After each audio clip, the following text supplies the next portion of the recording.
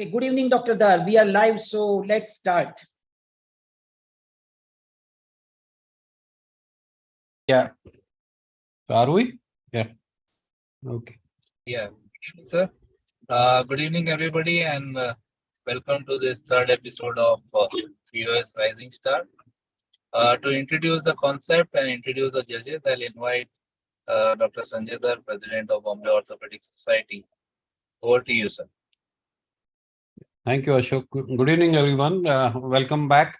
This is I think, the fourth episode of this series, BOS Rising Star, meant to nurture young talent and give them a podium to expose their abilities in public speaking, orthopedic research, as well as presentation making. So, as you know, that we have already had 3 episodes of this for arthroscopy, arthroplasty, and spine. So this is the first trauma episode where we have, again, I think 4 contestants. I'm sure the contestants know that the details of this contest. First, I'll introduce my judges today. Dr. Sangeet Gawhale doesn't need any introduction. He's a well-known trauma and joint replacement surgeon, and he has consented today to be here on the panel of judges. And I thank him for that. Welcome, Dr. Sangeet. Then Dr. Dhiren Ganjawala, again, like last time, he's there.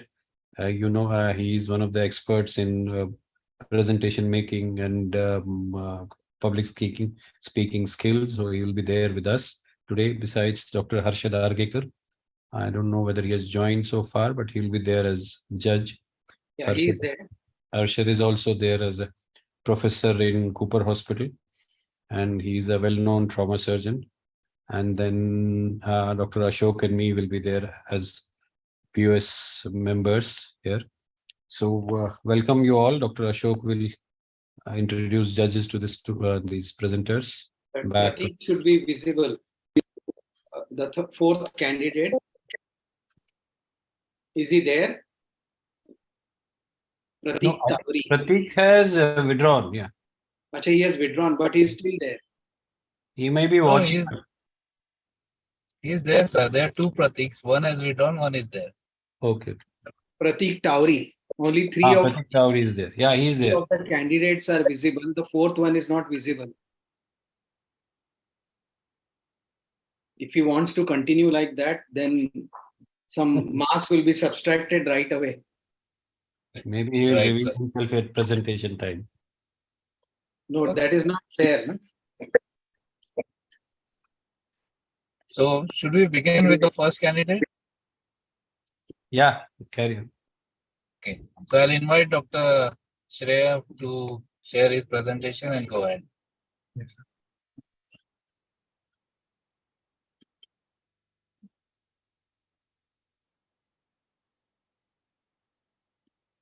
Sir, am I audible? Yes, and your presentation is also on a full screen. Please go ahead. Yes, sir. Go ahead. So, good evening, everyone. I'm Dr. Shrey Binyala. I'm a spine surgery fellow at Sion Hospital, Mumbai, and I really thank the Bombay Orthopaedic Society for giving me the opportunity to kickstart the terrific trauma session with the topic of management of open fractures, the current guidelines of immediate care. Now, we all know open fractures are fractures and fracture hematomas which communicate with the external environment. And Stanley Boyd in 1895 said that the most important division of fractures is simple, compound, and complicated are based upon the conditions of the soft parts. Why study open fractures? Now, road traffic accidents, which are the most common mechanism of injury of open fractures, are now an epidemic, one of the leading causes of loss of life and loss of limb. The mean age is affected by open fractures is 43.3 years, which is the main bread earning age of the families. Hence, we can gauge the burden to the society posed by open fractures. The objectives of our discussion today is to learn the current guideline management, and we will also go through some problems faced by our colleagues in their studies and be better prepared.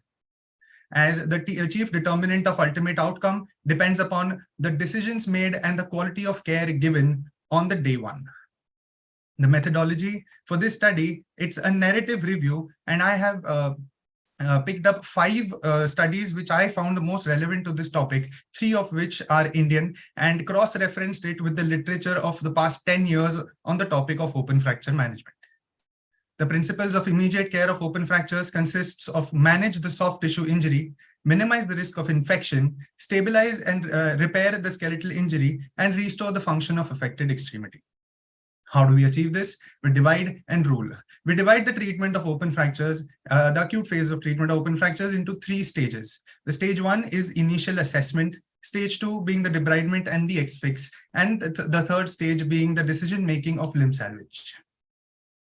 The stage 1, the initial assessment, is based on the BOA and BAPRAS guidelines, which uses an evidence-based approach, which consists of ATLS resuscitation, acute limb management plan, and referral to orthopedics. Now, how are we supposed to do this? Now, most open fractures are caused by a high impact trauma. So the potential for concomitant life-threatening injuries should always be ruled out before addressing the trauma to the limb. Now, ATLS, that is the Advanced Trauma Life Support laid down by the American College of Surgeons, consists of a pre-arrival plan, the primary survey, which consists of airway and cervical spine stabilization, breathing, circulation, disability, exposure, and along with its adjuncts, followed by the secondary survey, which is a detailed examination from head to toe of the patient, and then the departure planning. After the initial assessment, now we come to the British Orthopaedic Association and the British Association of Plastic, Reconstructive and Aesthetic Surgeons management plan. Here we need to understand that the neurovascular examination is the most important aspect, and it is repeated again and again after every manipulation of the limb. Finally, X-rays of the limb are done after the initial resuscitation and management of the wound, and the reference is given to the orthopedics. Now, generally, we as orthopedic residents or consultants are the first contact to these patients in the casualty. But with the emergence of branches like trauma surgery and emergency medicine, we might come into the picture at this stage, and hence a formal handing over of the patient and exchange of information is of utmost importance. It is essential that the surgeon now plans the next best step in management, and for which we need to classify the disease, the classification of the injury. The classification tools that we can use are Gustello-Anderson's classification, the MES score, and the Ganga Hospital score. The Ganga Hospital score being the latest, the most extensive, and the most suited for Indian population. The GHOISS online platform is so easy to use that we can just put in the information of the patient onto the online portal, and we get a ready-made score and a treatment algorithm. Along with this, the portal also provides us with an estimate of hospital days, the treatment length, the number of surgeries, the number of admissions, the lower extremity functional score, and the time to union. Now, these things play a vital role in counseling the patient and the patient's relatives who are extremely anxious at this situation. The difficulties that we can face in this stage are that the Lancet Commission of Global Surgery sets a 2 hours time limit from admission to intervention, and 50 to 70% of open fracture patients in India are referred to a tertiary healthcare center and a trauma center, and many of these are referred from a distance more than 50 kilometers. This alone leads to a delay of more than 2 hours in about 77.6% of the patients. The second stage, that is the debridement and X-fix. Our goal here is a wound free of contaminants, and all the tissue left behind should be viable. The traditional time being 6 hours from the time of injury, but studies suggest that there is no significant difference in the risk of infection if there is a delay. The sequence of events here are temporary stabilization with an external fixator, a tourniquet inflation for better visualization and differentiation of viable and non-viable tissue, radical debridement and wound irrigation, refreshing the skin edges, releasing the tourniquet and checking the viability with the help of subdermal bleeding, and readjusting the X-fix if need be. Finally, we come to the decision-making of limb salvage, which is best taken by the plastic surgeon. Hence, it's very important to involve the plastic surgery department in the management plan and the treatment of the patient early on. This also warrants that the scoring system needs to be repeated at this stage for better outcome. And when it comes to fracture management, the damage control orthopedics is a new state-of-the-art treatment guidelines which needs to be followed, and the principles and concepts of which can be easily understood by understanding the rule of tens. The complications we face while managing open fractures are complications like regional pain syndrome, non-union, compartment syndrome, and impending amputation. But the complication that threatens us the most is infection. Debridement reduces the risk of infection. However, hospital-acquired infections are common amongst orthopedic admitted patients. Gram-negative pathogens being the most dominant in infecting the open tibia fractures, and an alarming pattern of multi-drug resistance was found in a study in December 22.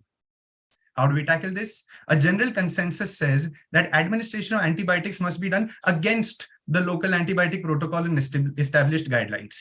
To start the antibiotics within 3 hours of injury, and it may go on up to 72 hours or primary closure of the wound, whichever is sooner. And the drug of choice being coamoxiclav and gentamicin, which covers both gram-positive and gram-negative strains.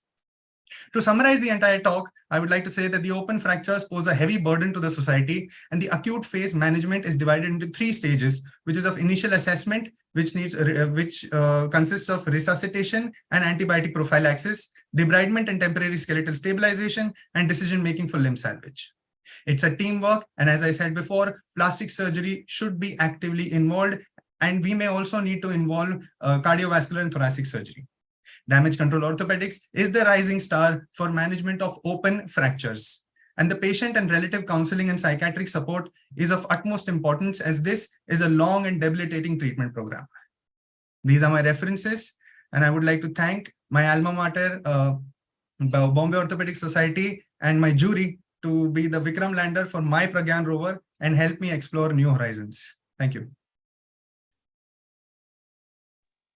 Okay, thank you very much. Excellent presentation, and you finished well in time. Yeah. So now I'll invite comments from judges, questions. Gawale sir, you can go ahead with your questions. What is new you have told? All this has been being done. We are practicing that in each and every hospital. Yes, sir. So there is no addition to the knowledge presentation. And is the study or what you have done, it's only review of literature, or is there a study being done at your own hospital where you're working? No, sir, I haven't included the study that is done at my place, but this is just a review of literature And, that I have said. Your introduction slide Yes, sir. has Sion Hospital and there are other 2 centers. Yes, sir. So why have you added them? I think Edinburgh or some other Royal College Yes, has been sir. added. So what is that for? So those are my institutions, sir. I have studied Okay. them. Yes, sir. So how this can help us, or in giving a knowledge or adding a information? Nothing new. All this what you have spoken is being practiced in each and every hospital, Yes, sir. or even a peripheral hospital. Yes, sir. So how this can help us? Your study can help us, or your presentation can help us.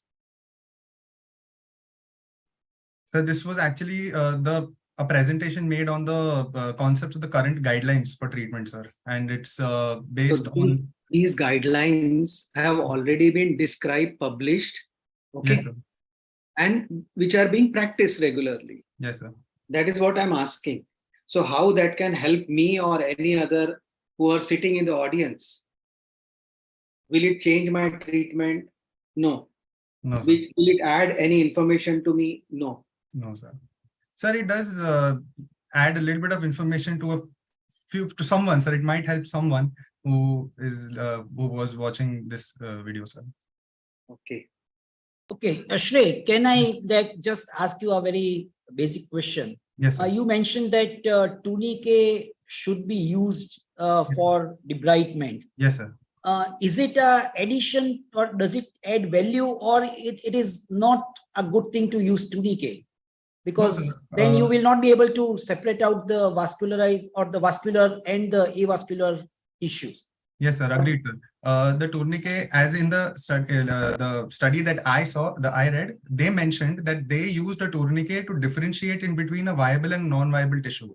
And at the end of the surgery, they removed the tourniquet to see the viability. And if there is a vascular injury or an arterial bleed, then at the time of removal of the tourniquet, that is going to be picked up, sir, at the time of surgery. Just add to what Sangeet said, like you have done a wonderful review of literature. Yes, At sir. what point you think that we really need to explore or we need to study in more detail? So what are the gray areas which you identified during your So the review of gray literature? areas I felt were that these studies have been done in major tertiary care hospitals which are fully loaded with all the equipments. So everybody who's working at a place which is not fully equipped with all these needs to understand like the time limit guidelines that was given by Lancet, that it needs 2 hours. So if I am working in a setup where I don't have all my equipments, I have to make sure that the patient reaches to a hospital which has everything within 2 hours. Then if I plan about debridement that is required to be done within 6 hours of surgery, then if I am at a place where I don't have all the equipments, then I need to make sure that the patient goes to a place where there is an OT available within 6 hours so that he gets the best outcome out of that. Good. Thank you. Yes, thank you, sir. Yeah, Dr. Ashok, sir, any Harshad. question? Harshad, sir, you can unmute yourself. Go ahead.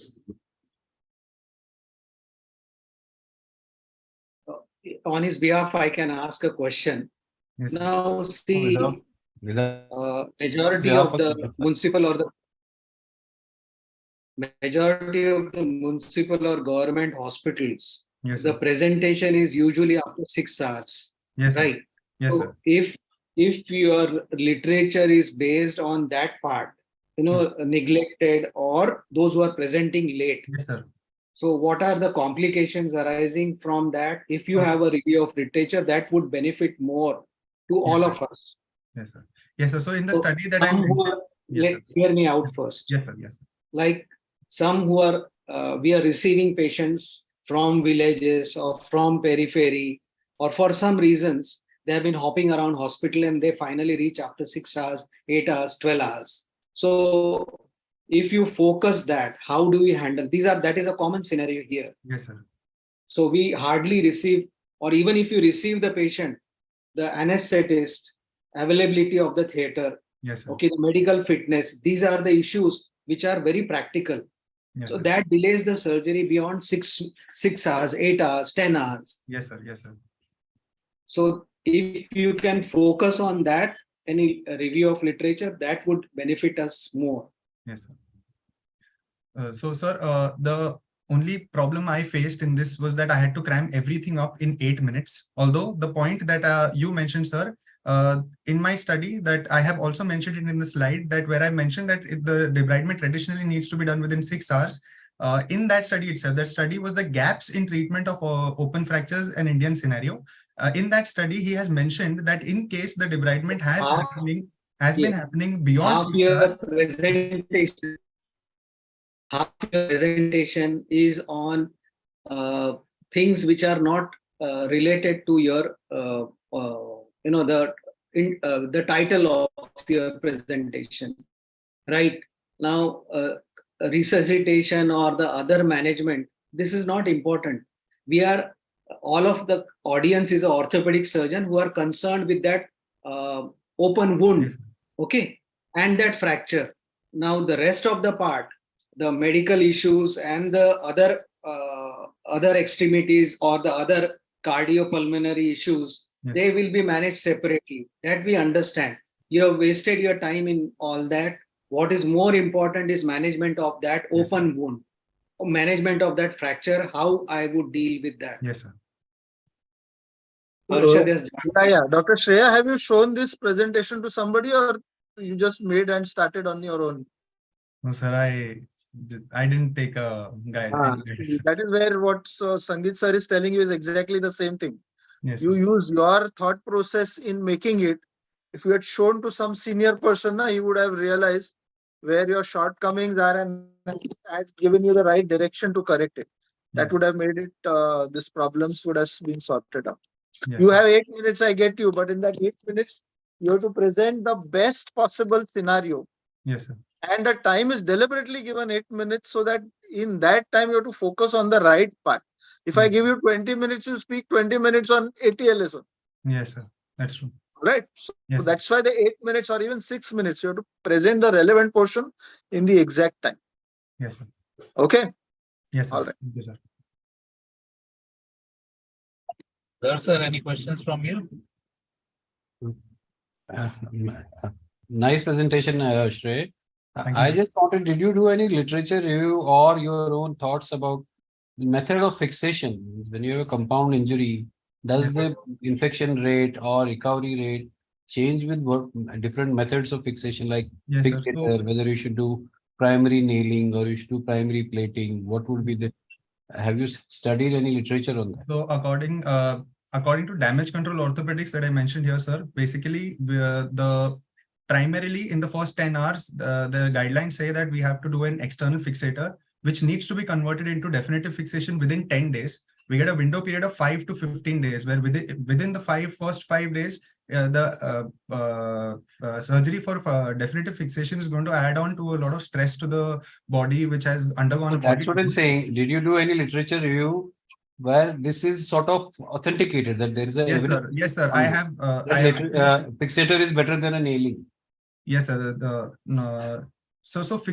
That's what I'm saying, sir. In damage control orthopedics, they say that convert the fixator into a definitive fixation within 10 days, because beyond 15 days, there is. Quoting this from any reference or any? Yes, sir. Yes, sir. The damage control orthopedics quote, my reference number 14, sir. It consists of this, which has said that beyond 15 days, the risk of pin tract infections increases a lot. Hence, and can lead to osteomyelitis if operated later on. So the 10 days period is the time, ideal time to convert to definitive fixation. Oh. Okay. Yes, sir. Thank you, Dr. Shrey. Okay. So we move on to the next speaker. I'll invite Dr. Samuel to share his screen and start presenting. And we'll time it. Yes, sir.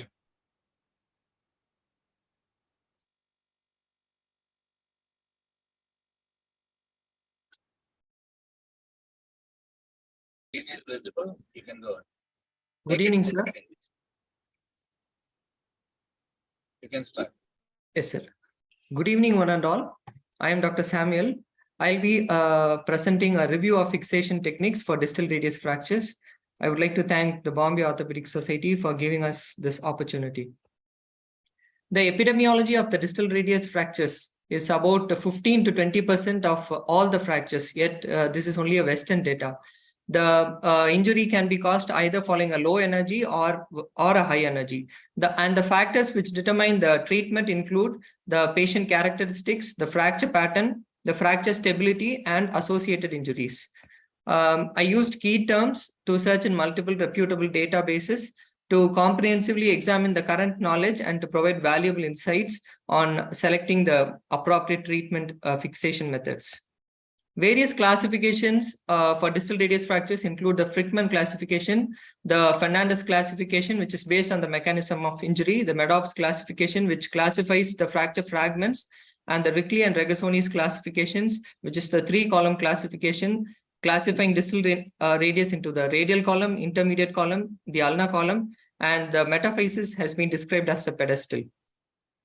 In the imaging, we need to look for the articular involvement, the radial height and inclination, the fragmentation patterns, the carpal bones and the radiocarpal joint, the distal radioulnar joint. And if CT, if at all, it should be done only after attempted close reduction. Otherwise, we will not get much useful information. The goals of our surgical management include achieving a radial inclination, the radial height, the ulnar variance, the palmar tilt, and the teardrop angle. AAOS unacceptable reduction criteria, which was published in 2013, include a radial shortening greater than 3 mm, dorsal tilt of greater than 10 degrees, articular step-off of greater than 2 mm. There are certain fractures which are unstable to begin with. It is essential to identify them, as these fractures require stable fixation. These include fractures with more than 50% of dorsal comminution, more than 20 degrees of dorsal tilt, more than 5 mm of shortening, complete displacement, ulnar styloid base fracture, severe osteoporosis with an articular or metaphyseal comminution. The conventional treatment options for fixing distal radius fractures include close manipulation and casting, close reduction and percutaneous spinning, volar fixation, and external fixation. The other treatment options include the dorsal fixation, fragment-specific fixation, arthroscopic assisted fixation, and dorsal bridge plating.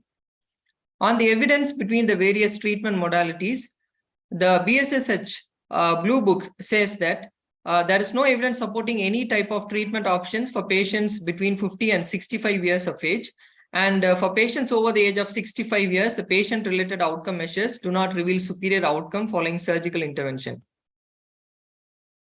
On the evidence for internal fixation versus KY fixation, this meta-analysis shows that the volar locking plates group show better DASH scores at 1 year compared with KYs. However, the differences were unlikely to be clinically important.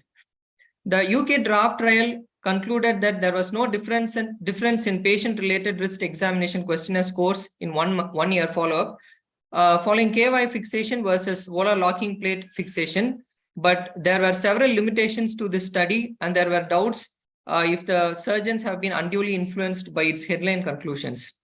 On the evidence for internal fixation versus external fixation, this meta-analysis showed that the flexion extension arc was better in the internal fixation group, but the difference is not clinically meaningful. This meta-analysis showed that the internal fixation group had better functional outcomes with fewer complications and recovered more quickly than the patients who underwent external fixation.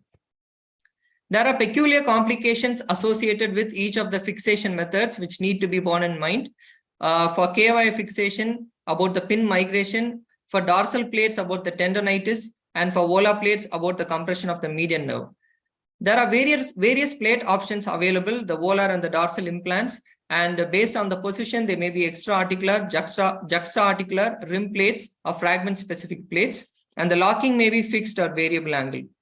Arthroscopic assisted fixation can be used if it is a multi-fragmentary fracture with a concomitant carpal injury or distal radial ulnar joint injury.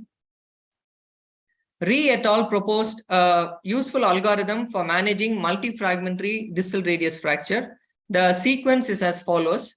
Initially, the volar rim fragment is identified. If it is amenable for fixation, it is fixed with a volar locking plate. If not, a dorsal bridge plating or an external fixator can be used.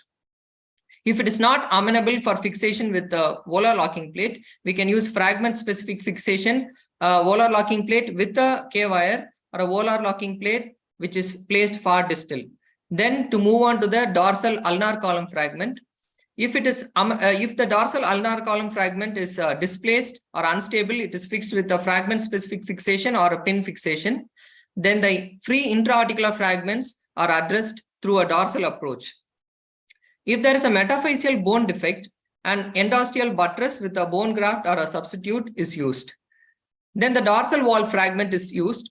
If there is instability, we stabilize it with a fragment-specific fixation or pin fixation. Then to move on to the radial column. If there is a volar locking plate already inserted, then we insert a remaining locking screw into the radial column fragment. If there is persistent instability, we need to go for a fragment-specific fixation or a pin fixation. Then we move on to the ulnar column. If there is a instability of the distal radial ulnar joint, it can be transfixed with percutaneous pins, and the forearm is splinted in supination. If an arthroscopy is being used in the same sitting, TFCC can be addressed. This X-ray shows a dorsal bridge plate, which was used to treat a shear fracture of the articular shear fracture, and pins to address separate fragments. If there is a severe metaphyseal bone loss, a long volar locking plate can be used. It can also be done as a two-stage procedure if it is an open fracture, where cement can be used in the first stage, and later, once the infection subsides, bone graft can be used. Intraoperatively, fluoroscopic views such as the dorsal tangential view and the carpal chute view are used to ensure that the screws are not intra-articular and the screws are not impinging, coming beyond the on the extensor side, so that they don't impinge on the tendons. Take-home message. The evidence states that predominantly to go for non-operative management for patients over 65 years, we need to know the fractures that are inherently unstable, and we need to analyze the fracture pattern and choose a fixation method. To be aware of the peculiar complications of each of the fixation methods, and we need to run through the intraoperative radiologic checklist. And the last, we should not forget the carpus and the distal radial ulnar joint. These are my references. Thank you. Thank you, Dr. Samuel. You finished in time. Now I'll invite the judges for their questions. Gawale, sir, you can go ahead.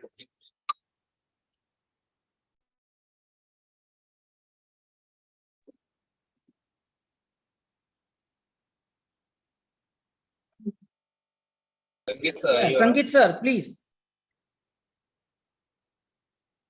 Sir, you need to unmute yourself.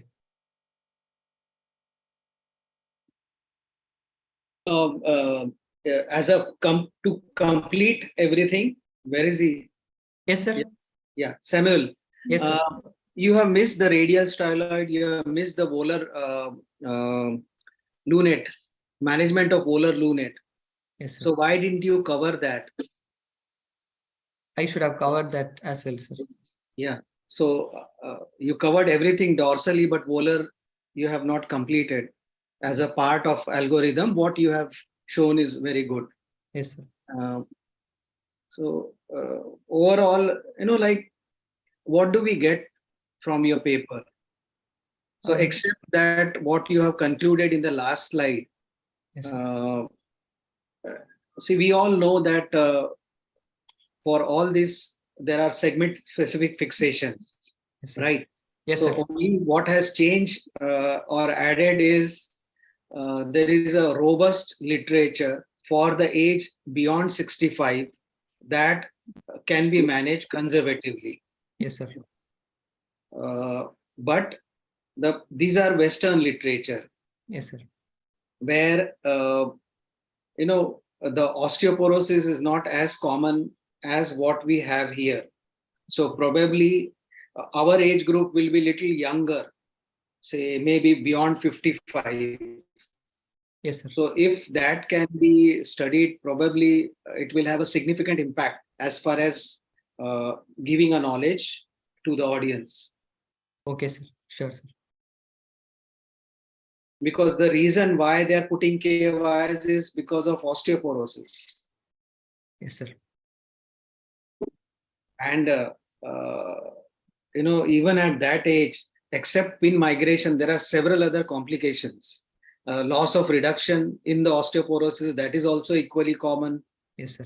And maintaining in a plaster and having a sympathetic dystrophy in that elderly age group who are not actively doing physiotherapy, that is also very common. So Yes, you have hidden that part of the complications. Yes, sir. Yes, sir. Samuel, what are the issues which you think that they are really important for India, which are not covered in this Western literature? Sir, as sir said, our population is different from theirs, and even the epidemiology, we don't have much of data from our country, though we are the largest. I mean, we have one of the largest databases. Since it's not recorded, we don't know what exactly is the predominance. So if we study our population and the difficulties with respect to the bone characters and also with the complications, then we'll be able to come forward with a criteria which would suit our population better. Okay, and just in continuation with that, like you really reviewed the literature. Now, what are the difficulties you come across in practical application of these guidelines? Like whatever suggestions these articles have made, what Yes. are the difficulties which you face? Sir, I spoke about the multi-fragmentary fractures which can be addressed with the various fragment-specific options, but there are no enough studies which have studied these using these implants. We have studies and meta-analysis only comparing external fixation and internal fixation, and even in the internal fixation group, there are not many studies which have studied dorsal fixation. We have only data from volar fixation groups. Sir. Yeah, over to you, sir. Harshad, sir. Yeah, Samuel, good presentation. And Thank you, you sir. covered most of the fractures related to the distal end of radius. I was quite impressed with your presentation of the algorithm. But you have to be a little more practical because you really can't follow the algorithm in a practical sense in most cases. Yes, what sir. you need to do and what you need to focus on is the practical method of fixation of these fractures. Yes, sir. In most instances, that would involve putting a plate on the volar side, and you have to identify the fractures where you require extra additional either dorsal or volar plates. Yes, sir. So that would give us a practical guideline. So I know you are not into clinical practice because you're still a resident, but a few pictures of the fractures which we are talking about rather than just the algorithm and the table Yes, makes sir. a big visual impression rather than the text. Reading text is easy, and I'm sure you worked hard to remember that. Yes, But sir. after you say it, it is forgotten immediately. So if you have some practical X-rays, it will help. Sure, sir. My another question to you was, what is your reading on fixation of fragments which involve the rim, the volar rim and the dorsal rim? How do you manage these fractures? Sir, if the volar rim fragment is amenable for fixation with a regular volar locking plate, it can be used. It is not amenable. If it is not amenable, we can try and see if it can be fixed with a juxta-articular plate. And if it is still not amenable, then it is a difficult scenario. Then if there is an involvement of the dorsal rim as well, then we might have to think about a dorsal bridge plate, sir, or an external fixator. External fixator, it really doesn't keep the fragments back in place. So there are wire fixation implants. There are implants which have a kind of a prong or pin, Yes, which sir. will be used like a plate. If you had Yes. a little bit more elaboration on that, that would have solved the question Yes. which I just asked you. Yes, sir. Sir, I have an experience of seeing one fracture where we used small K wires, bent them, and then try to fix them. Yes. Yes. So that is a good method. Another thing, question which I wanted to ask you: when you put these wires, how long would you tend to keep them? Sir, anywhere between what I have read is anywhere between 4 weeks to 8 weeks, sir. And what are your ideas on removal of these implants at the end of fracture healing? So one of the main concerns is infection, the pin migration. So I'm talking these about plates, and other implants which you put, not the wires. Wires obviously have to come out. Yes, sir. So the main concerns about the plate is if it is a volar plate and if it is fixed very distally, it may be impinging on the tendons and there could be median nerve compression. Whereas on the dorsal side, if the plates are a little prominent, though the plates are generally of low profile, still there are chances that they can cause tendonitis and tendon ruptures. So would you recommend removing all of them, or? Sir, not? if the patients have experienced symptoms, then definitely would recommend removal, sir. All right. Thank you, Dr. Sunil. Thank you, sir. Sir, any questions from you? No, I think all I can say is a nice presentation, Samuel. Thank you, sir. Only thing I wanted to know, you have not talked, I don't know, maybe I missed it, about the die punch. Previously, we used to consider that as sort of a pivot. Yes, sir. That has to be restored. So in your literature, did you find and try to study that? Yes, sir. What is the column theory and which is the most important column in this for everybody else? Can Yes, you sir. sort of elaborate on that, or if you have done it? Sure, sir. The most important column is the intermediate column because it is the load-bearing column. And if there is a die punch kind of fracture, which is a volar rim, it's on the if it is on the volar side, then it can be approached via the volar approach. If it is an intra-articular fragment or a dorsal fragment, it has to be approached via the dorsal approach and the fracture fragment lifted, and we can use a pin or a screw as a raft to keep it in position. Because studies have shown that if the intra-articular step off is more than 2 mm, the onset of risk of wrist arthritis later is 10 times greater. And what about the radial styloid means, and what is its how important its reduction, and what is the role of brachioradialis in such cases? So many times we release the brachioradialis. So did you study how authentic is that? Because most of us do that these days. Yes, But is there any literature about that this really helps? Sir, I from what I studied, I realized that releasing the brachioradialis may help us in putting back the radial column fragment in position, the radial styloid in position, but I'm not sure of the clinical importance of reducing it and putting it back in positions. Okay, thank you. Thank you, sir. Thank you, Dr. Samuel. And now I'll invite the next contestant, Dr. Abhinav, to share his presentation and start his session.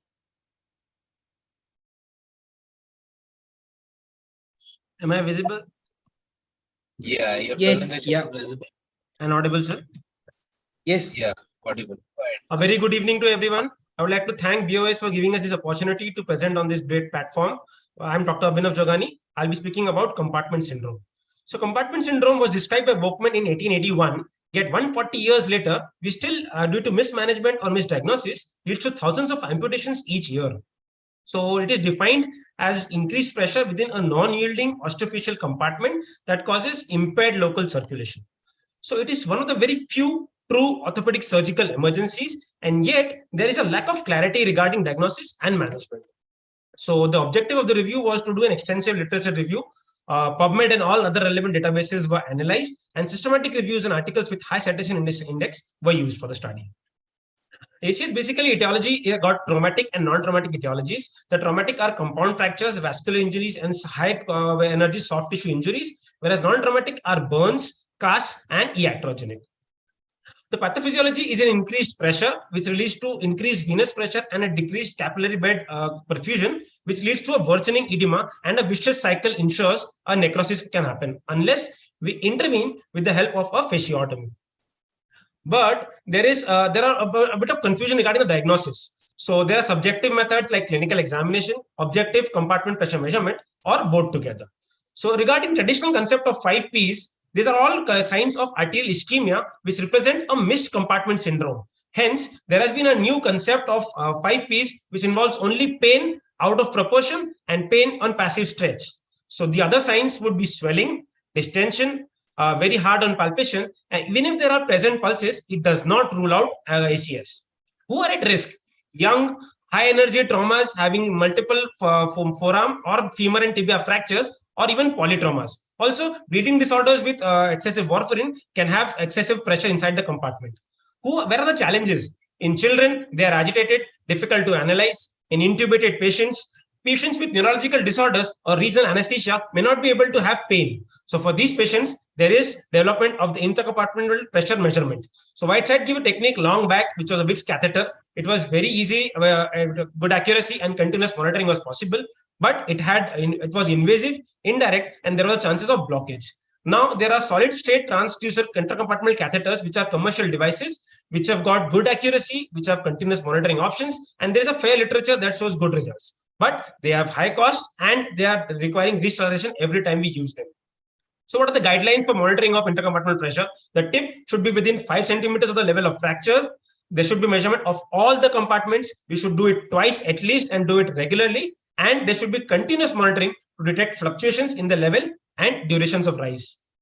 Now, when to perform fasciotomy is the golden question. So there are two schools of thought, absolute pressure or differential pressure. Let's look at absolute pressure. So McQueen in a landmark paper in 1996 defined that the absolute pressure above 30, and the British Orthopaedic Association in 2017 gave the guidelines of above 40 mm as the cutoff value for fasciotomy. But this does not include the patient's BP, which may be responsible for a different perfusion pressure. So there was the other school of thought, which says a differential pressure. That is a difference between the diastolic pressure and the intercompartmental pressure, which is there between 10 to 35. And according to the Edinburgh protocol, it was less than 30 mm for a 2-hour period. But again, this does not include the trend or the fluctuations in the ICP. So what is the timing? So we all know within 1 hour, there is reversible neuropraxia, 4 hours, irreversible axonotmesis, and in 6 hours, irreversible muscle necrosis. But what we still do not know is the definition of time of onset. Hence, once we have diagnosed a compartment syndrome and we have decided to operate, within 1 hour, the patient should come to table and get operated. That is something which is very clear in literature. So going ahead, before that, preliminary measures that we need to apply are release the external dressings and casts, do oxygen therapy to increase the oxygenation, improve the BP so that the perfusion pressure is improved, and do not elevate it above the heart level to decrease the arteriovenous gradient. So what are the principles of fasciotomy? Full and adequate decompression along the complete length of the skin, decompression of all affected compartments, and assess thoroughly the viability and debride all necrotic tissues to prevent any chances of infection. Now, how to do fasciotomy is very straightforward. Literature has great agreement. The forearm, we need to go polarly by the Henry's approach and dorsal incisions. Hand, we need to go second and fourth metacarpal dorsally, and for the thenar and hypothenar, volarly. For the arm, there are 2 incisions anteriorly and posteriorly. For the lower limb, for the leg, we've got double incision 4 compartment, single incision 4 compartment with or without fibulectomy. For the thigh, we've got a single lateral incision. And for the foot, we've got multiple incisions again in the second and the fourth compartment, and also medially for the calcaneum. Now, about the management of the associated fractures along with the compartment syndrome. So this should not be altered. If we plan to go ahead with a nail, we should go ahead with a nail. If you want an X-fix, go ahead with an X-fix. If you have to do fixation, first do fasciotomy so that there is no unnecessary delay in the management. And this stabilization would help easy access to soft tissues and also help in further healing of the fractures. Now, post-fasciotomy wound management will require dressing and closure. So let's look at dressing. The goal would be to facilitate primary closure with delayed primary closure of the wound. There should never be any constrictive dressings. There are 2 options, wet gauzes or vac dressing, but literature conclusively favors in favor of vac dressings. Now, the wound closure has to be done. If we do early, there are chances of recurrence. If we do it within 48 hours, we can complete it unless there is some residual muscle necrosis.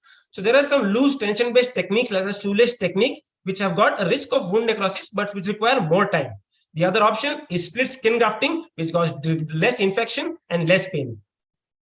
Now, going ahead with delayed compartmental pressure, maybe due to missed presentation or maybe due to late presentation coming to us, literature says there has been around 37% of overall amputation rates when they've been diagnosed late in a systematic review. So what is the problem? There we go in for a simple fasciotomy in an existing necrosis. There occurs uncontrolled infection and sepsis, and this may lead to amputations. So very conclusively, if compartment syndrome is missed for more than 24 to 48 hours, there is no likelihood of any surviving muscle. There is decreased compartment pressure without any infection. We should opt for non-surgical management according to the British Orthopaedic Association guidelines. Now, what are the complications? We all know workman's ischemic contracture, gangrene, postoperative skin infections like the wound necrosis and infection, and finally, amputation. So what are the recent advances that have been seen? Non-invasive methods like near-infrared spectroscopy, which measures the amount of oxygenated hemoglobin transcutaneously, new sensor technologies like radiofrequency ID tags or pH monitoring. But all of these need to be adequately validated in literature so as to be used regularly. Now, going ahead to conclusion, what we have learned, in whom to suspect, we got young, high energy traumas with burns or vascular injuries, we should be high suspicion for compartment syndrome. How to diagnose? Clinical plus continuous monitoring. Threshold for fasciotomy, less than 30 mm of mmHg of delta P over a 2-hour period. When to do it? If you take a decision to operate, do it within 1 hour. Post-operative wound dressing, VAC conclusively is decisive. And if delayed presentation more than 24 hours with no infection, go for a non-operative management. Now, going ahead for future directions, there is no gold standard for diagnosis of ACS, and that is the reason why we don't have very robust data or very high quality data. Hence, prospective mid to long-term outcome data on the different ICP monitoring protocols can really help. We genuinely need universally acceptable, clear clinical guidelines on management of ACS, which can be universally followed across all centers. Now, data in adolescents and other body parts is missing, and multimodality approach, which may help supplant fasciotomy along with the other methods, can really help us. So these were my references, and I would really like to thank everyone for the opportunity. Thank you, Dr. Abhinav. You just finished on time, maybe 5-6 seconds more. Now I invite questions from judges. Go ahead, sir, you can go ahead with the question. What you have presented is contrary to the literature. Doing a fixation while doing a primary fixation while releasing the compartments. This is contrary to what is the literature available. Sir, literature. No, let me complete. Hear me out first. Is there any change in the literature? Because the rate of infection, if you have fixed while doing a compartment release, is more than 50%. And that is why it is not recommended to do the internal fixation at the time of releasing the compartment. We don't know at that time how much time the wounds will take to heal, whether your implant is going to remain exposed, whether there will be secondary debridement required. So at that time, you are not clear, and hence they don't recommend, because the infection rate is more than 50%. They recommend fixation once you have closed the wound. You have said exactly opposite, that you fix all the fractures primarily at the time of compartment release. So is your statement based on any literature? Yes, sir. So the paper that I read, sir, what they were saying was, if you're going in a compartment syndrome is a sterile environment. So primarily we're not expecting an infection. And if we are able to, this was primarily Western literature, if we are primarily trying to going for a fasciotomy with an internal fixation with, for example, a tibia nail in a mid-shaft tibia fracture. So what they suggest is within 48 hours, you should try and close the wound up again. So what they're trying to say is, if you are suspecting that the patient's general condition is not good, you may not be able to go ahead and close the wound. If you are expecting to take more time for the wound closure, then go ahead for external fixation. But if you can fix it, if the general condition otherwise is good, and you can internally fix it and close the wound in 48 hours, then internal fixation will help hasten the recovery and rehabilitation process of the patient. No, that is wrong. It cannot hasten the recovery. So you don't know the extent of compartment syndrome when you're doing a fasciotomy. Nobody knows what it is going to behave, whether you will land up in a amputation, whether that compartment release is going to help the patient. Okay. So this is a vague statement that after 48 hours you take a call. So that literature is very clear about that. Except what you are quoting, a single paper, there's nothing which supports your statement. So what I'm meaning to say is, as a message, it should not go clearly that a primary fixation is advocated in when you are doing a release, compartment release. It can be deferred later once you have taken care of the soft tissues. Second issue is, you have shown a slide where there were blebs. Okay. So these are two different things. Is it an impending compartment syndrome? Now you have a fractured tibia, a distal tibia, wherein you temporarily fix, where you temporarily do a fixator, investigate, and then plan, do a CT, and then plan the definitive fixation. So, so how do you deal with those blebs, which in one of the slides it was? So this is a very common scenario where patient develops blebs, but it is not a true compartment syndrome, but the management is exactly like a compartment syndrome. That was the second question. And third was those borderline who have a pressure between say 30 to 45. Okay. There are some signs which you feel is a compartment syndrome. To me, it is not. And say to Dr. Harshad, he would like to wait. How do we handle those patients? Yeah. So coming to the first question. Yeah. First question you have answered. There is a difference. That is over now. We don't discuss that. Second question. So second question, sir, you talked about a distal tibia fracture, which has got blebs. We've put in an external fixator. We are planning for a definitive fixation, but we are still not very sure regarding whether this is impending compartment or compartment. So what literature says in these such cases is we need to go ahead for compartment pressure monitoring. We need to assess the repeated examinations of the compartment, and we should wait for definitive fixation till we are very sure the patient has not developed the compartment syndrome. So that would be informative. What you are giving now would be very informative. A regular check is what is required. And the third question. Sorry, I just slipped my mind. Just third question. Can you please repeat it, sir? So those which have a pressure, say in between 35 and 45, where you are not able to make a clear decision whether to go ahead with release or wait? Like I would decide to wait, Harshad will operate, you will say, I'll re-inspect, I'll postpone that. What do you do with those patients and how do they behave? So that is actually the issue with compartment syndrome. There is no gold standard diagnosis to conclusively state that this is compartment syndrome. So different people have different modalities of treatment. The balance between over-aggressive fasciotomies and neglect leading to devastating complications. That is actually the crux of compartment syndrome, which still today we do not have a definitive answer to that, sir. Harshad, you can take. Abhinav, in your first, I think first or two slides, you said compartment syndrome are still leading to thousands of amputations. That was one statement you made. I would like to have some reference for that because you just can't make a statement saying that missed compartment syndrome is leading to thousands of amputations unless you have evidence to back that statement.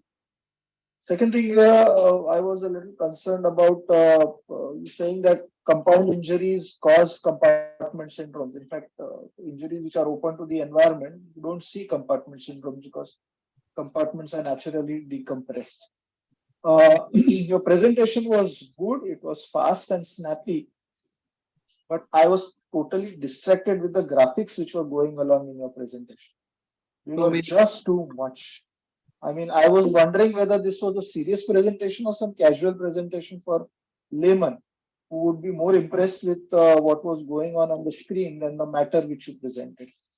So it was distracting, and I would suggest that when you're presenting to a serious audience, you should not use graphics as much as what you have used. Why do you need this to be? Yeah, because your matter was good. You don't need to really put it forward like, you know, it's like some kind of a game going on there. The last, one of the last slides, you said that for an established compartment syndrome for more than 24-48 hours, you don't do any kind of treatment. I don't know whether we agree with that part, whether you allow it to completely go in for just non-operative, because though there may not be any signs of infection immediately, it's always a potential area where infection can occur. So just wait and watch for compartments which are completely established, and you never get a person who comes to you with after 48 hours and who has no symptoms. They have pain, they have swelling, and they do have blisters. You never get a dry, completely withered arm unless and until it is 6 months after the index event. So I don't know. Sir, I lost sir in between. You heard the last part which I told you, no? So I got a phone call in the meanwhile. Okay. So yes, my question to you is, a person who comes with an impending compartment syndrome, practically without having the use of these transducers, how do you determine what is the right time to intervene? Yes, sir. Thank you, sir, for the questions. Sir, there were 4 questions from my understanding. The first question, sir, regarding the statement for thousands of amputation. Glass et al. Did a systematic review in 2016 in the sub-Saharan countries, which within they took out the data of how many patients had to undergo an amputation because of a missed compartment syndrome. So I can provide the article that is given a 37% amputation rate, and it has mentioned about the sample size being huge. So that is how I interpreted it to be around thousands. So that was a statement backed up by a study from the African countries. The second question, sir, regarding open fractures, again, sir, I also had this similar concept of compound fractures not having any chance of compartment syndrome. But to my surprise, during literature, I found out that sometimes compound fractures, because compartment syndrome can develop in one particular compartment, and auto decompression, if it has not happened for all the compartments, it can still have a compartment syndrome wherein one particular compartment has not been decompressed because of the compound fracture injury.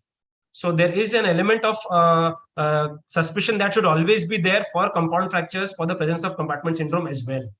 Regarding part 3, sir, I would apologize. I was just trying to, for the presentation being more, having more graphics, there was no element of non-seriousness about it. I was just trying to put in 100% efforts to make it more impressive over and above all the other candidates, sir. So if it was not properly, it didn't come forward, I would like to apologize for the same, sir. I'm sorry, sir, I forgot the fourth question, sir. Which was the most important part of the whole thing. A person, how would you determine clinically when to intervene without having to use the transducers or the invasive methods which are not available to 99% of people? Yes, sir. I think one more question before that, sir. You told about presenting late 24 to 48 hours. So specifically, the British Orthopaedic Association guidelines have defined 3 criteria: coming more than 24 to 48 hours, with no element of infection in the wound upon inspection, and with low compartment pressures. This is the indication. These are 3 criteria. If they are met, then we can opt for non-conservative management in the form of daily dressing and suspicion of keeping it under watch and admitting and giving the proper care. This is given by British Orthopaedic Association, where they hardly see compartment syndromes. Anyway, because they would have a system which would enable a patient to reach the hospital as soon as possible. And that sub-Saharan data, I feel you really should take it with a pinch of salt, especially data given in a Western paper about sub-Saharan studies. They are generally extremely biased and not really conclusive.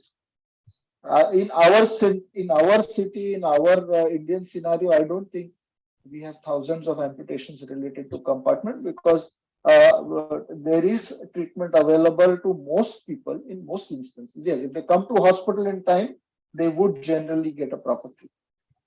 And sir, regarding that last question, sir, again, very strong clinical suspicion, sir. Your experience upon examination, that is pretty much the only practical option available.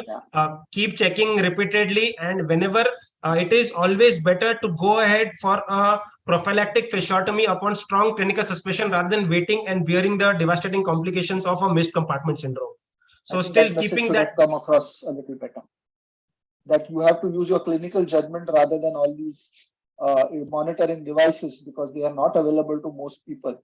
And rather than having the compartment at between 35 and 40, if the pain is not relieving and it is out of pressure, out of proportion to the expected from that injury, is the time where you have to intervene. And definitely don't wait for the pulses to go away, because that will be too late. Yes, thank you, sir. Yeah, Abhinav, the last question, like you describe a lot of methods regarding measuring the compartment syndrome. Which method do you use? Sir, personally, I have never had the opportunity to use the Wicks catheter. Is probably the only method that can be practiced in the ward, sir. But I have never had any experience with personally calculating a compartment pressure, sir. Okay, thank you. Yeah. Thank you, sir. Dr. Dhar? Yeah, Sir, any questions? Nice presentation. I might, from literature or from your own experience, could you find any correlation with any biochemical markers or anything which can be simultaneously studied if you don't have these methods of? Is there anything which guides you on that? Sir, the management of compartment syndrome primarily has 2 serological markers, urine myoglobulin and creatinine phosphokinase, which is an indirect marker for muscle protein breakdown. But there is no way to directly diagnose or predict compartment syndrome. From the literature, could you find anything on this, that there is some? There are a few recent advances regarding a lot of different markers, but nothing significant, nothing really that can be conclusively used in practice or that can be thought of as worth applying in a practice, sir. Could you find any paper or literature, what those 5 Ps, what we see, they have any relationship with the pressure? Is there any scientific paper on that or something you could study? So, sir, basically simultaneously. So you have, all of us are more, as Dr. Arshad said, the 99% don't have access. So is there any scientific paper like in literature where you could have any relationship of these 5 Ps with pressure markings or something like that? That's one paper that I read had a direction of future that really said that we need to find out the correlation of each of these physical signs of 5P with the compartment pressure as a future directive, which was a 2022 paper, I think, sir. But there is nothing as of now in literature, sir. Okay. Thank you. Thank you. Thank you, sir. So the fourth one is joined. The fourth candidate is joined. So, He's there. Yes, sir, I'm there. Hello. Nice. You joined late. Yes, sir. I think you are joined late. No, Not- sir. I was there throughout the session, sir. okay, I Pratik, kept go ahead it. and share your presentation. Sure, sir. Thank you, sir.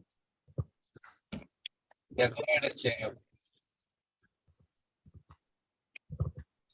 Just a second.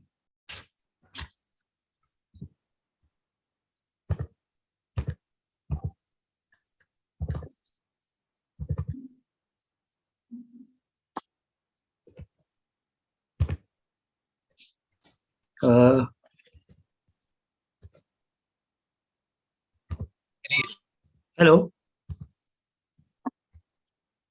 Yeah, go ahead and share your presentation. Yes, sir.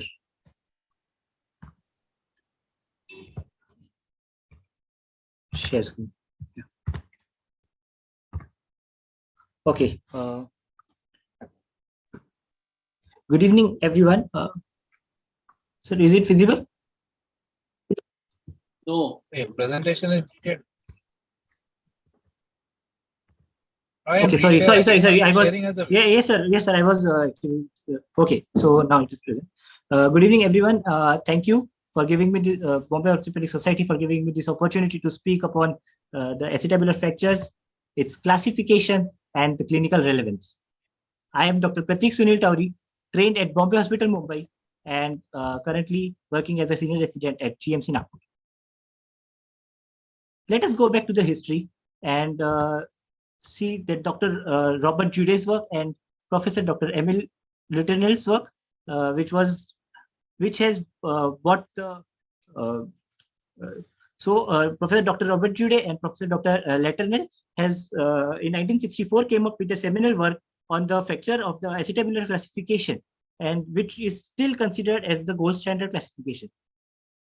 Prior to this, there was no proper classification system, and it has led to increased number of failures. I reviewed my literature through PubMed and Google Scholar for the recent last 10 years articles. The cross-references were studied.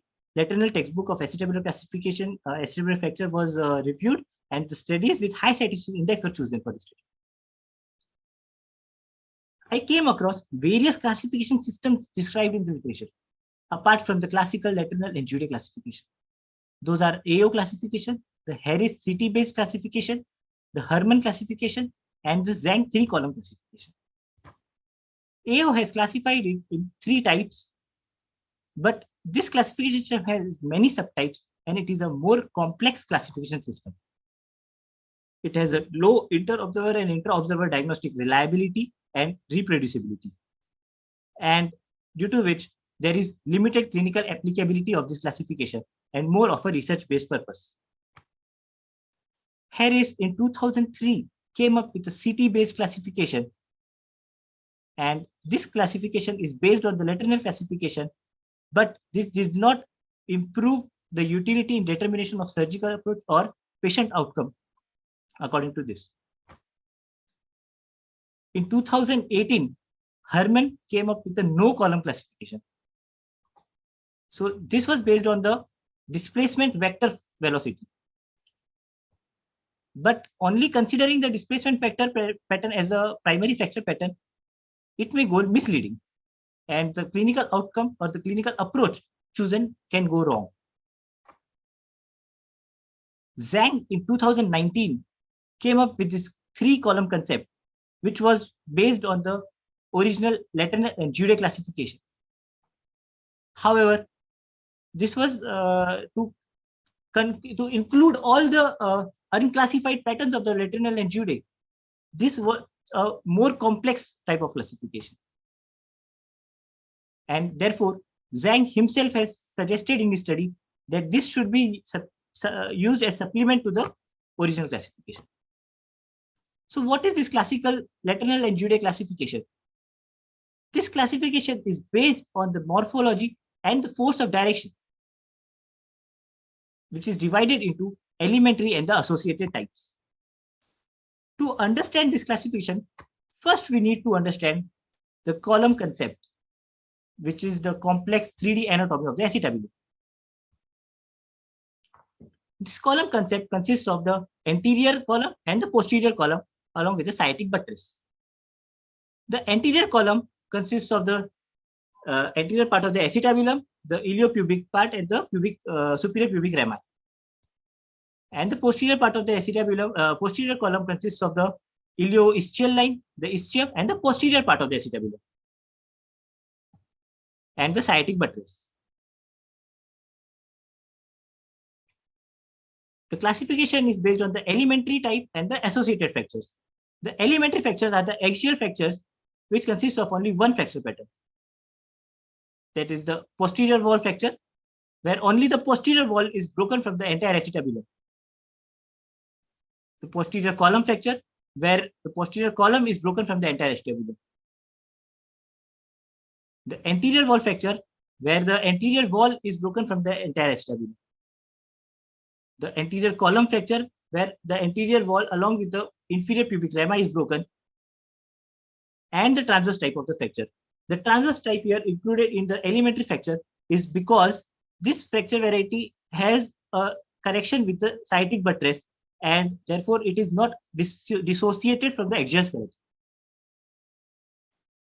The other classification, the other part is the associated fractures. That is the posterior column along with the posterior wall, the anterior column along with the posterior hemitransverse, the T type of the fracture, which is the transverse along with the inferior pubic rami fracture, the transverse fracture along with the posterior wall, and both the column fractures, where the acetabulum is a floating acetabulum because it is not in connection with the axial skeleton. For better understanding of this classification, we need to understand the basic radiology. Basic radiology consists of the pelvis AP X-ray, which consists on which we have to see the 5 lines. That is the iliopectineal line, the ilioischial line, the teardrop sign, the anterior lip, the posterior lip, and the sourcil side. Apart from this, we have to study the Jude view, that is the external and internal rotation of 45 degrees in orthogonal position. The views are iliac oblique view and the obturator oblique view. On the iliac oblique view, we can see the greater sciatic notch and the lesser sciatic notch along with the posterior lip. And on the obturator oblique view, we can see the ilioischial line along with the anterior lip. Lie has suggested algorithm based on these lines to understand a better way this Jude and lateral classification. So this was based on the, first we have to understand the iliopectineal line. Okay, so if iliopectineal line is intact or broken, if it is intact, then only the posterior part of the fracture is, then only the posterior part of the fracture is intact, and the anterior part of the fracture is broken. And then we see the ilioischial lines. The ilioischial lines are the the ilioischial line. We see that if it is broken, then we can identify that there is a complex variety of the fracture pattern. And if in the if both the lines are intact, then we can see that the posterior wall is broken and not the posterior column is broken. And the third part of the component is of this algorithm is the inferior pubic rami fracture, which will suggest that if it is broken, that there are complex varieties of the fractures. That is the associated fractures. So now, what classification system should we follow? On reviewing all the classification system based on their classification system, the types, reproducibility, comprehension, understanding, and the clinical relevance, we can come to identify that all the classifications are complex. the understanding is difficult. However, the reproducibility rate of Judean lateral classification is high, and it is simple to comprehend. And the clinical relevance is 95%. So to make this understanding a simple one, we can go along with the algorithm. And various societies across the globe, the pelviacetabular societies, the trauma societies, have accepted the Jude and Latourneau classification and follow that. So Jude and Latourneau classification system has stood the test of time and still remains the gold standard for classifying the fracture acetabular. We just need to thoroughly understand the column concept and simplify the learning process. These are my references. Thank you. Thank you, Dr. Pratik. And you took around 30 seconds more to finish your presentation. I'd like to invite judges for their questions. Tawri, sir, you can. Now, your presentation was on presentation was on classification and its relevance. Yes, sir. And half the time you have spent on describing the anatomy, the radiology, which is, which has taken majority of the time, and you concluded the relevance in only last slide. So we would have appreciated if you would have elaborated the relevance of significant relevance and the significance as regards to your topic which you have chosen for presentation. You have concluded everything. Even if you would have presented the last two slides, that summarizes your talk. Actually, sir, to crux the whole. Yes, sir. There are so many new things have come up. There are so many new fractures which have not been described by Jude. They have come up. So if you would have elaborated on that, added to that, and given a proper algorithm of relevance, that would have helped, or that will help the audience. Okay, sir. So I understand. It was not a lecture. It was not a lecture. So there was no need to describe the anatomy. There was no need to describe the radiology. Actually, sir, I thought because the classification system based on the Jude needs the understanding of the anatomy first, because apart from that, we cannot, basically the understanding of the anatomy is the prima facie of the understanding of the classification, and understanding of the classification is the prima facie for the clinical application or the approach we choose. You all know that. You all know that. Yes, sir, I understand. Because there are, I went through the literature, so I just got what point you tried to mention. There are few more classifications based on the quadrilateral plate. So that is also a newer classification that is there in the literature. And but even the classification on the quadrilateral plate that is just published in 2021 article. Even that article has said that presentation, hear me out. So your presentation should add knowledge to the audience. Your presentation should give new information. It should give a good review of literature. So what you have concluded is all old what we know about. Are you understanding? Yes, sir. Yes. So basically, yes, sir. I should have included that quadrilateral plate classification part, and the newer classification, the 2-3 more classifications are there. I should why you are called on a Bombay Orthopaedic Society platform is you are supposed to give something additional, something new, something informative. Right, sir. Right. So this is all what you have spoken is already known in the literature. You're presenting a review of literature. You understand that. Okay, sir. Dhiren sir. Yeah, first of all, excellent animations. I really appreciate the way you showed the things. But what Dr. Sangeet said is absolutely right, that there was nothing new message. So that's the only thing. I don't have a question to ask for that. Yeah. Dr. Harshad. Yeah. Yes.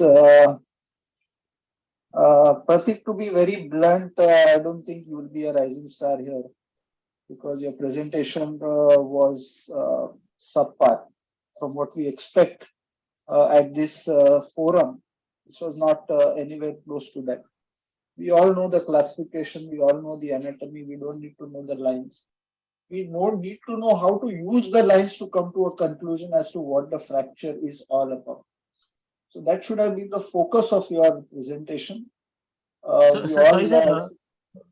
What did you hear what I said? No, sir, it was a little hazy voice. Okay. Yes, sir. So my first few lines were not very polite. No, I could hear that, sir. The last part I couldn't. The rest you don't need to understand. Rest you don't need to understand. What I basically told you was that you should have been more focusing on how to use those lines to come to a conclusion as to what fracture you're dealing with. What I would have used is I would have shown a few X-rays and then analyzed them as to what fracture pattern it falls in. That would have been more towards what the topic was all about. And you have completely missed about on the seagull sign and the protrusio part, which is actually relevant in today's picture because that is what gives the prognostic value. The gull sign, the post superior part. Okay. See, your time of speaking is over. Reviewed, now it is my time of speaking. Pratik, your time of speaking is over. Now you have to listen. Yes, so don't interrupt. Sorry, sir. So what I was telling you is that you missed on all these parts. And just think about it for the future whenever you get such an opportunity. Thank you. Sure, very good point to all four of you. What Harshad is mentioning, that instead of like the clinical photographs or the review or the article, the pages of the article, if you like as an orthopedic surgeon, we are more used to seeing X-rays, right? So if you have a representative X-ray of a classification or of type 1, type 2, type 3, that is more appealing to us as an audience, that is more informative, and that is more practical. So in your talks, you must include a case study or a case example. That is a very relevant point, which was missing, except I think Samuel's, where he has shown only one X-ray in which he has used an internal fixator. Right. Rest, all of you, the X-rays were missing. Relevant X-rays were missing, which as an orthopedic surgeon, we are used to seeing them. If you can describe a classification on that X-ray, that would have been more relevant.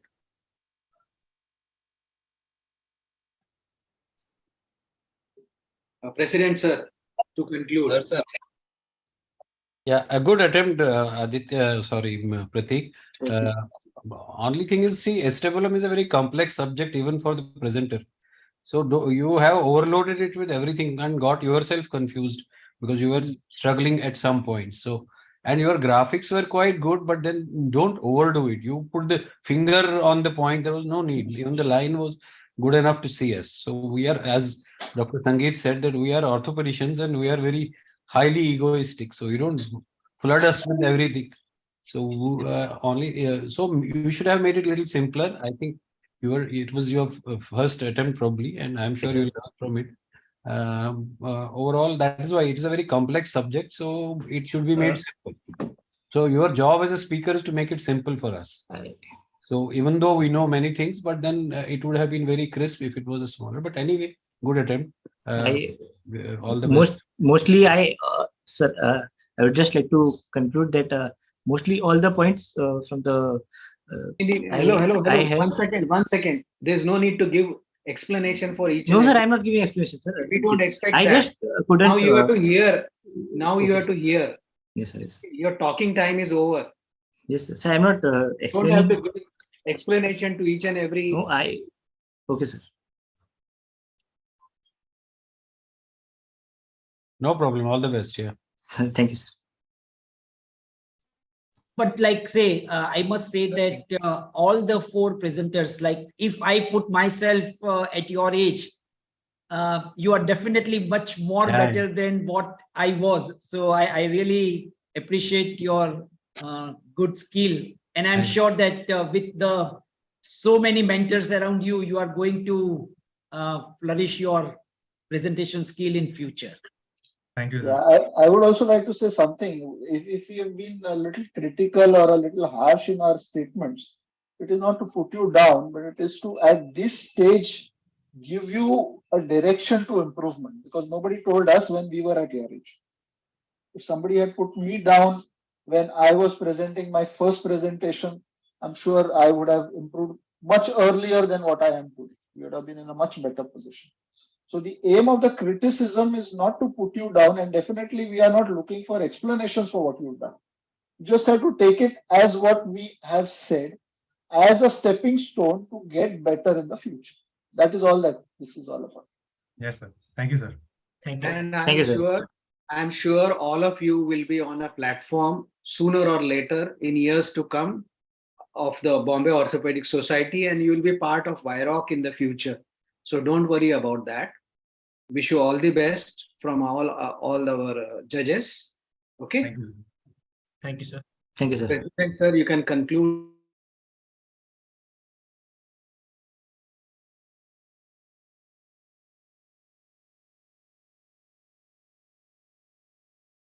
Remarks and Yeah, once again, thank you to all the judges, Dr. Sangeet, Dr. Dhiren Bhai, Dr. Harshad, for taking time out of your busy evenings. This is Friday evening.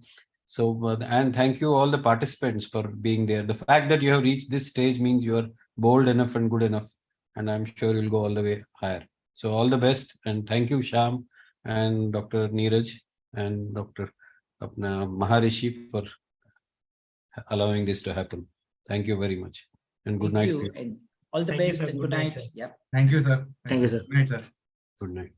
Good night. Should the faculty also log out, or we're waiting only for the delegates to log out? No, faculty can also log out. All right. Your marks Thank will you. go directly to Ashok. All right. Okay, sir. You don't have to declare the winner here. Okay. Thank you. All right. Thank you. All the best. Bye. Bye. Thank you very much. Yeah. Good night. Bye bye. Thank you. Thanks.